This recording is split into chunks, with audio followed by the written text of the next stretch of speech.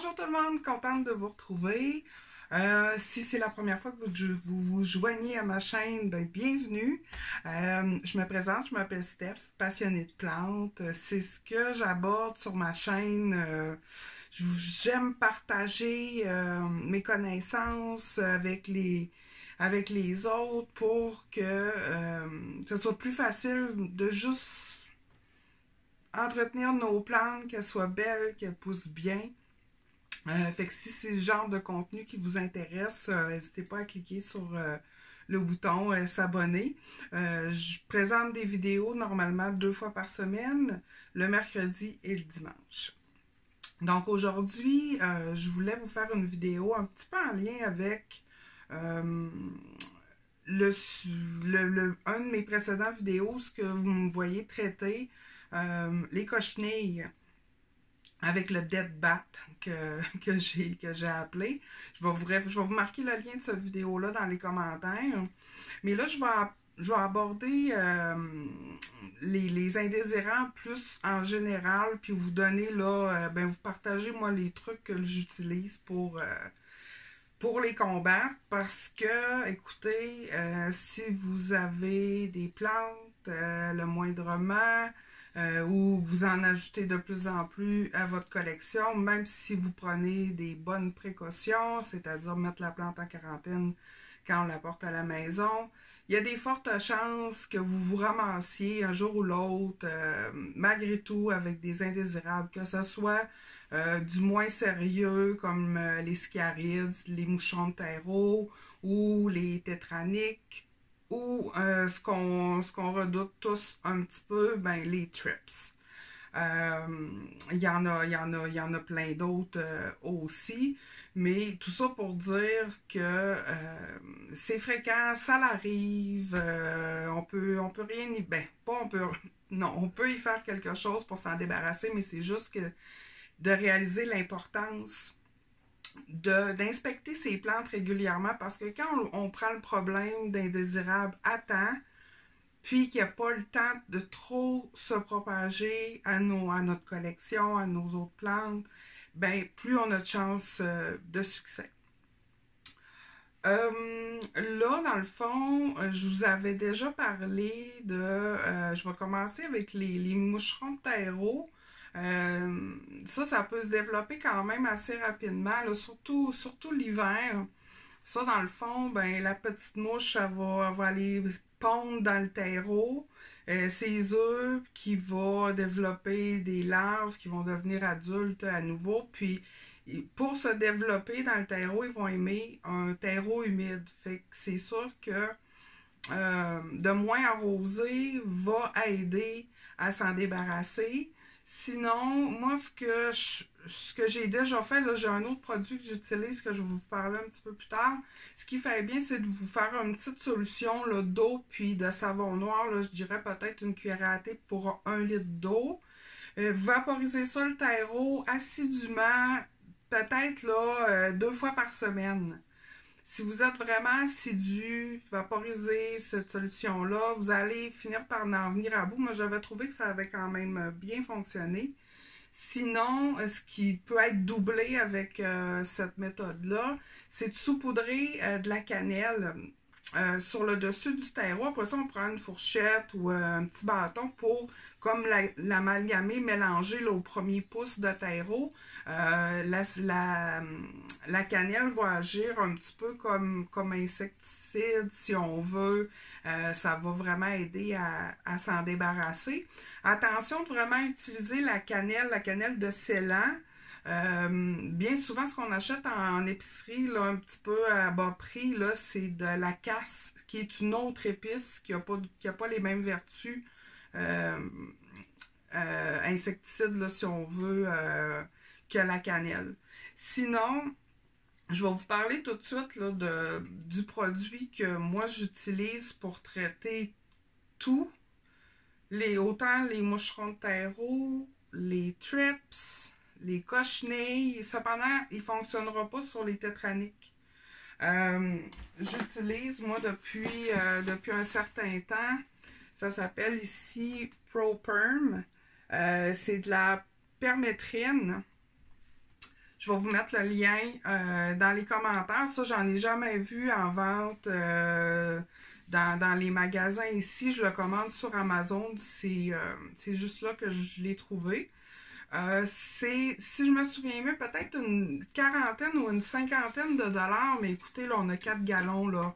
Puis c'est un produit qu'on n'utilise pas, puis on utilise, on n'en utilise pas nécessairement beaucoup. Regardez, moi je l'ai depuis plus d'un an, là, puis il me reste encore une bonne quantité.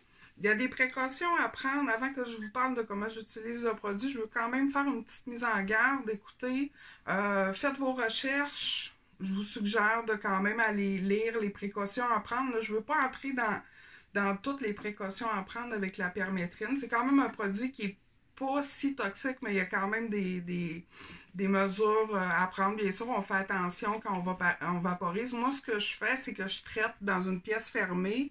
Ici, la porte, c'est mon atelier là, que j'avais déjà fait ma vidéo là, du terreau. Je traite dans cette pièce-là. Faire attention, la permétrine peut être vraiment dommageable ou même fatale pour les chats. Fait que c'est important de ne pas traiter dans une pièce où, admettons, si vous traitez, là, gardez votre chat à l'extérieur de cette pièce-là là, pour plusieurs heures. Puis bien sûr, ben, assurez-vous là, que votre chat ne vienne pas manger, là, mordiller vos feuilles d'une plante qui aurait été traitée avec ça. Moi, j'ai un chat, comme vous avez déjà entendu dans mes vidéos. Mais mon chat n'a jamais touché à mes plantes. J'ai vraiment un bon chat pour ça. Fait que je suis pas inquiète. Fait que je traite mes plantes dans une pièce fermée. Je m'arrange pour qu'il soit jamais là, même qu'il n'ait jamais accès à cette pièce-là. Pour pas qu'il entre en contact avec le produit. Ou sinon, ben, comme je vous disais, là, si vous vaporisez, arrangez-vous pour garder votre minou à l'extérieur de cette pièce-là là, pour quelques heures après la vaporisation. Faire attention aussi aux enfants et tout. Donc, comment j'utilise ce produit-là? C'est à utiliser pur. J'utilise une petite bouteille. Ce que je vous suggère, là, c'est vraiment, moi, j'ai remarqué que ça va vraiment bien avec les petits vaporisateurs qui font vraiment une petite bruine fine, là. Les vaporisateurs dans ce style-là. Et non les gros comme ça qui font trop de grosses gouttelettes. On veut pas qu'ils se ramassent plein de gouttelettes sur les feuilles. On veut vraiment y aller avec quelque chose de vraiment très fin.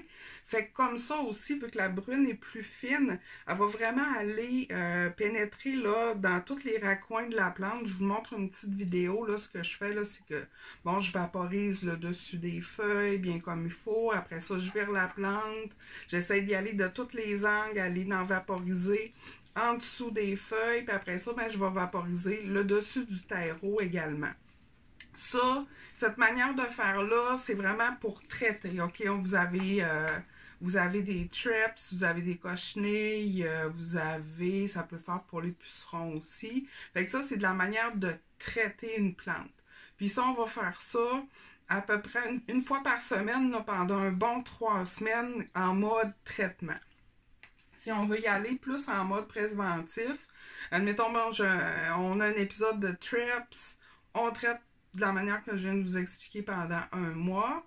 Puis après ça, ben, on va juste aller vaporiser là, le dessus du feuillage légèrement à tous les mois comme en prévention. C'est un produit qui, je trouve, revient pas mal moins coûteux que les prédateurs ou les auxiliaires. Les auxiliaires, les prédateurs peuvent revenir là, quand même cher là, à la longue parce que on peut pas juste implanter des prédateurs dans nos plantes une fois, puis ils finissent par mourir. Fait qu'il faut réintroduire à toutes les 3 semaines, un mois. J'ai déjà utilisé les prédateurs dans le passé, mais quand on commence à avoir une bonne collection de plantes, moi j'en ai là, plus de probablement 300 là, dans ces alentours-là. Fait que ça devient vraiment beaucoup trop cher. Fait que j'ai trouvé que ce produit-là était vraiment efficace et pas mal plus pas mal moins cher. Après ça, ben, si jamais vous ne pouvez pas utiliser ce produit-là ou ça ne vous convient pas ou vous avez moins de plantes, c'est sûr que l'achat de prédateurs peut être une très bonne option. C'est pas que je le recommande pas, c'est que juste moi je l'utilise pas pour les raisons que je vous ai parlé. Sinon, j'ai une petite recette que j'utilisais aussi, ben, que je peux utiliser encore. Ah oui, une chose bien importante, quand on utilise la permétrine, quand on traite nos plantes avec la permétrine, elle va rester, si on veut, un petit peu active sur les plantes là, pendant plusieurs semaines, si c'est pas plusieurs mois. Fait que je conseille, si jamais vous avez utilisé ce produit-là, puis que vous pensez à peut-être changer de méthode puis introduire des prédateurs, attendez un bon 6 mois parce que là, vous allez mettre votre argent dans le feu, vous allez introduire vos prédateurs, ils vont entrer en contact avec la permétrine, ils vont mourir. Donc, c'est la petite parenthèse que je voulais apporter. Sinon, une autre petite recette qui faisait vraiment très bien, je vais vous marquer là, la recette en bas ici. Donc, pour 1 litre d'eau, vous allez mettre une cuillerée à soupe d'huile de nem. L'huile de nem, je vous en ai déjà parlé dans mon vidéo sur le traitement des cochenilles. Ça se trouve quand même assez facilement, sinon sur Amazon, encore une fois. Donc, une cuillère à soupe d'huile de nem. On va y aller avec une demi-cuillère à thé, non, une cuillère à thé d'huile de nem, une demi-cuillère à thé de savon noir. Et puis, on va y aller avec 5 gouttes d'huile essentielle de menthe poivrée. J'utilise, le focus ça fait pas, mais une huile essentielle là, de menthe poivrée qui va agir là, comme insecticide. Fait qu'est-ce qu'on fait? Ben, moi, après ça, je mets ça dans une bouteille comme ça. Après ça, ben, comme vous voyez là, dans la vidéo, je vaporise le feuillage en dessus, en dessous. Puis après ça, avec un petit linge humide, là, je viens essuyer chaque feuille. Ça peut vraiment bien faire. Sinon, si on parle des cochenilles, ben, il y a le traitement que je vous avais présenté dans ma vidéo. Sinon, ben, moi, j'ai combiné aussi avec la permétrine, puis ça semble avoir bien fonctionné. J'en ai pas revu, mais je garde quand même un œil ouvert, puis je continue à traiter en prévention. Sinon, aussi, un autre indésirable qui peut être plus fréquent, surtout en hiver, dans nos maisons, on chauffe, puis notre air ambiant est plus sec, ce qui va amener des tétraniques, les spider mites qu'on appelle en anglais. Les autres vont vraiment aimer se développer dans nos plantes quand c'est sec. Donc, mais heureusement, c'est quand même un insecte, un indésirable qui est facile à se débarrasser. Moi, personnellement, j'en ai jamais eu, mais on voit souvent là, juste de donner une bonne douche à la plante. Vous pourriez traiter avec la petite solution que je viens de vous parler, là, eau, savon noir, huile de nem et peppermint oil. Pourriez traiter avec ça, puis garder après ça un œil ouvert. Là, c'est quand même facile de se débarrasser de ces indésirables-là. Sinon, les pucerons qui peuvent arriver aussi. Je vais essayer d'insérer des photos. Je ne suis pas certaine d'être capable d'en trouver de chaque insecte. Ça aussi, une bonne douche, après ça, traitement, on peut juste utiliser le savon noir ou la petite recette, savon noir toujours dilué, ou la petite recette que je vous ai mentionnée. Donc, écoutez, ça fait pas mal le tour. Comme je disais aussi, ce produit-là ne fera pas pour les tétraniques. Il les combattra pas, je ne sais pas pourquoi. Mais j'ai pas poussé mes recherches, là, mais la permétrine les éliminera pas. Donc, c'est ça. Si vous avez des indésirables, paniquez pas, c'est pas la fin du monde. Oui, ça implique un petit peu plus de travail d'entretien et de traitement, mais si c'est pris à temps puis contrôlé, c'est vraiment pas si grave. Ça devient grave quand on laisse aller une infestation là, vraiment là, qui se développe là, puis qui touche toutes nos plantes, là, oui, rendu là, ça peut causer beaucoup de dommages. Mais si vous le prenez à temps, inquiétez-vous pas, vous allez avoir quelques dommages sur quelques feuilles, puis ça va se limiter à ça. C'est vraiment, il faut pas, c'est ça, faut pas trop s'énerver, il faut juste prendre les choses en main. Fait que moi, ce que je fais, ben quand j'arrose, à chaque fois que je vais arroser une plante, je vais la regarder en dessous des feuilles, au-dessus des feuilles. Bien souvent, je peux utiliser là, la lumière, là, voyons, la lampe de poche intégrée à notre cellulaire pour. C'est sûr qu'avec une bonne lumière, ça va nous permettre de mieux inspecter encore. Fait que régulièrement, je fais le tour de mes plantes comme ça pour m'assurer que si j'ai un indésirable quelconque, ben, je vais le prendre à temps, je vais traiter, puis je vais prendre les mesures nécessaires. Moi, maintenant aussi, à chaque fois qu'une nouvelle plante rentre dans la maison, tout de suite, qu'est-ce que je fais en premier temps? Une bonne douche. Je vais vaporiser, là, bien souvent avec une solution juste eau, savon noir. Je vais laisser agir 10 à 15 minutes. Après ça, je vais bien rincer ma plante. Je vais la laisser sécher toujours. Tout ce que je fais là, c'est toujours on garde ça éloigné de nos autres plantes. Ensuite, une fois que la plante est bien sèche, je lui fais un traitement complet permétrine, là, comme j'ai expliqué, là, dessous feuilles, dessus de terreau. Puis je vais la garder là, une couple de semaines en quarantaine dans une pièce. Je vais peut-être refaire un autre traitement à la permétrine, là, 4 à 5 jours après. Là, je vais peut-être en faire 2-3 traitements pour m'assurer que la plante est correcte. Je vais l'inspecter souvent. Puis bien souvent aussi, c'est que je vais peut-être attendre une semaine ou deux, puis je vais également là, changer le terreau, là, le terreau de la plante, parce que bien souvent, les indésirables peuvent aussi être cachés dans le terreau. On ne le verra pas sur les plantes, mais ça va être dans le terreau. Ensuite, les indésirables, ben, ça peut venir, c'est ça, d'une plante qu'on achète dans un magasin, qu'on achète dans une pépinière. Ça peut provenir d'une plante qu'on a achetée d'une autre personne. Ça peut venir d'un échange. Il n'y a pas une place qui est à l'abri d'avoir des indésirables. Moi, je suis pas d'accord avec le fait que, bon, mettons, les grandes chaînes vont avoir plus. Ben, oui, c'est sûr que la qualité de plante dans les grandes chaînes va être peut-être un petit peu moins qu'en pépinière et tout. Mais moi, j'ai acheté dans le début de mon aventure de plantes, j'ai acheté beaucoup de plantes dans les grandes chaînes, puis j'ai pas eu vraiment d'indésirables plus que les plantes que je vais avoir payées peut-être un petit peu plus cher dans une pépinière. Les indésirables aussi, on peut les ramener avec nous. Ils peuvent provenir de dehors. L'été, on a les fenêtres ouvertes, une porte s'ouvre, ça rentre. Les trips puis les autres variétés d'indésirables, ben, ils vivent à l'extérieur aussi. Fait que ça peut aussi rentrer comme ça dans nos maisons. Ça peut être, vous allez vous promener, c'est ça, vous allez à la pépinière, vous promener au travers des plantes, puis là, bien souvent, tu sais, on va leur toucher, puis sans s'en rendre compte, on va en avoir sur notre linge, on ramène ça à la maison, après ça, on vient voir nos plantes, ça se propage comme ça. Ça peut provenir aussi des fruits qu'on achète.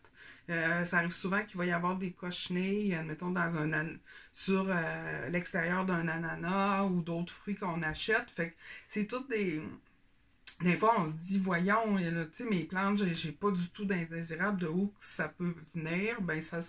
Des fois, on y pense pas, mais ça peut venir de ça.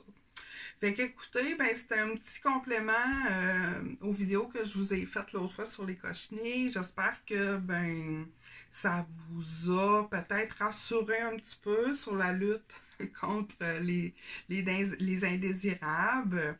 Fait que, comme je vous dis, l'important, c'est de prendre à temps, puis de bien traiter. C'est sûr que là, si on trouve une plante qui est très, très, très atteinte et tout, là, faut aussi,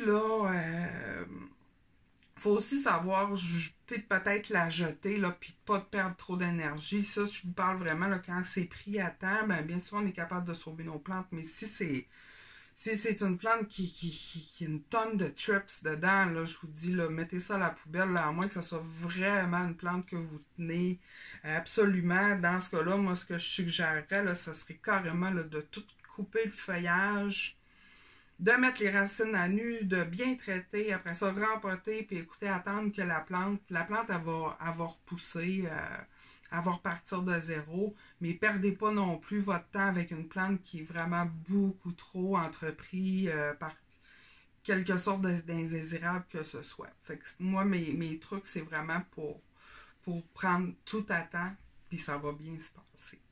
Donc, écoutez, j'espère que ça vous a plu. Fait qu'on se revoit sous peu. Je vais vous préparer d'autres vidéos. Fait que j'espère qu'on se revoit bientôt.